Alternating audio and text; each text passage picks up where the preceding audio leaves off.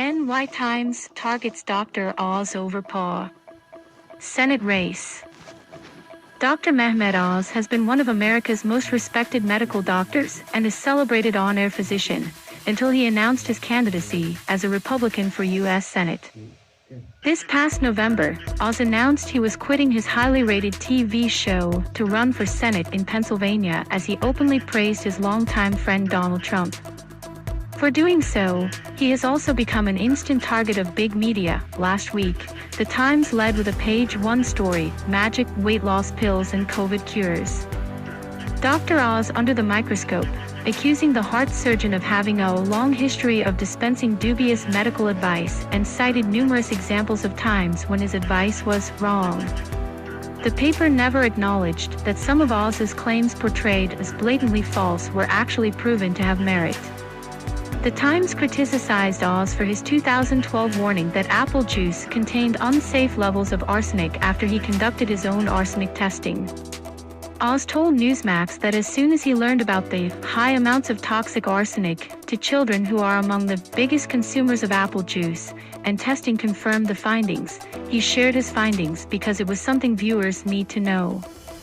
The FDA dishonestly told the mainstream media that we were wrong, citing their own secret testing, Oz said. Ultimately, we were right, and the same media entities and government forces that challenged my evidence and attempted to discredit me were later forced to admit it, he said. Oz said the media attacks are to be expected when someone of his stature stands up to powerful interests. The FDA indeed initially called Oz's findings irresponsible and misleading, before later admitting that arsenic was present in the apple drink. In April 2021, the FDA released an action plan for reducing children's exposure to toxic elements in food, which mentioned finalizing action levels for arsenic in apple juice and issuing draft action levels for lead in juices in the near future. But that pivot by the FDA was omitted in the Times write-up on Oz.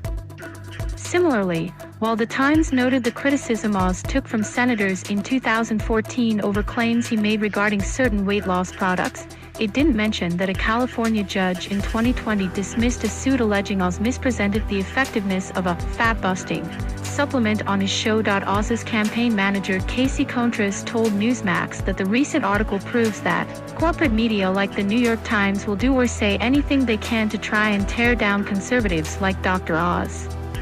Contreras slammed the Times story as a hit piece that intentionally left out information that showed how egregious many of the smear campaigns have been against him. Part of the controversy appears to stem from the different talents required of Oz in his dual roles as both a physician and a successful television host. In 2014, Oz told senators, who were critical of him, that he has used flowery language and believes as a TV show host that is his right. And while Oz may not always be scientifically precise in conveying his medical advice to television viewers, Johnson noted the hypocrisy of the left-leaning media like the Times in blasting Oz over his statements while giving a free pass to those in positions of national power, such as Dr. Anthony Fauci, since the emergence of COVID.